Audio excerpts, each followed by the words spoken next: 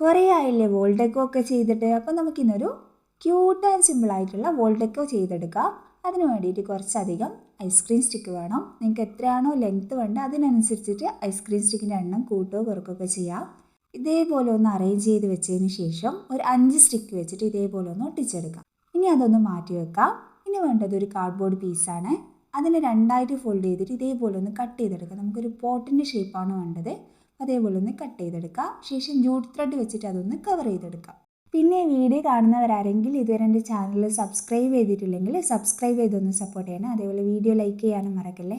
ഇനി കുറച്ച് ലീഫ് വേണം. അതിന് വേണ്ടിയിട്ട് മാസ്കിൻ ടേപ്പിൽ വയർ വെച്ചിട്ട് ഇതേപോലെ ഒന്ന് ഒട്ടിച്ചെടുത്ത് കട്ട് ചെയ്തെടുത്ത് കളർ ചെയ്തെടുക്കാം.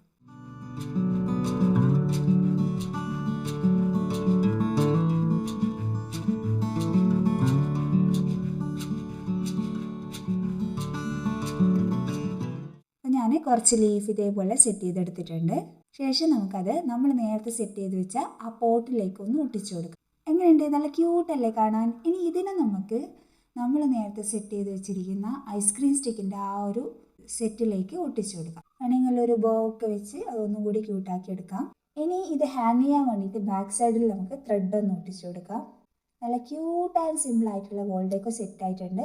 വീഡിയോ ഇഷ്ടമായാലും ലൈക്ക് ചെയ്യുക. അതേപോലെ ഫ്രണ്ട്സിനൊക്കെ ഒന്ന് ഷെയർ ചെയ്ത് കൊടുക്കുക.